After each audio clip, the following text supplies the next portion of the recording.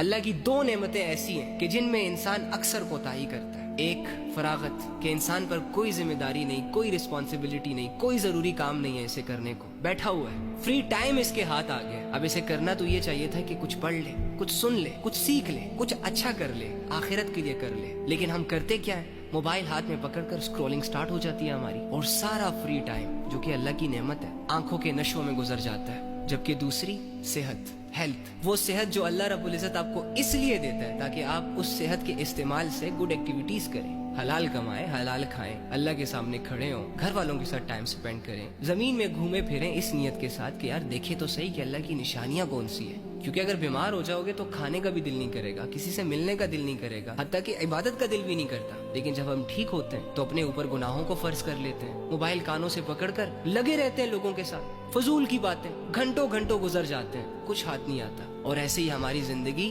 ہمارے ہی ہاتھوں سے ہماری آنکھوں کے سامنے ضائع ہوتی چلی جا رہی ہوتی ہے اور ہمیں احساس تک نہیں ہوتا. شیطان بیٹھ کر خوش ہو رہا ہوتا ہے، کلیپنگ کر رہا ہوتا ہے ہمارے لیے کہ کیپ اٹ اپ، جاری رکھو ان چیزوں کو، اچھے سے خود کو برباد کر رہے ہو، اچھے سے اپنا وقت برباد کر رہے ہو، اچھے سے اگنور کر رہے ہو اللہ کو. جبکہ فرشتے افسوس کر رہے ہوتے ہیں کہ بندے کیا کر رہے ہو، ہوش نہیں ہے، عقل نہیں ہے. دعوے تو تمہارے یہ ہے کہ تم بہت بڑے ٹیلنٹڈ انسان ہو، دو باتیں کوئی سنا دے تو بدلے میں چار سناتے ہو، لیکن حال یہ ہے کہ اپنے ہاتھوں سے اپنی زندگی برباد کر رہے ہو اور تمہیں فرق ہی نہیں پڑ رہا.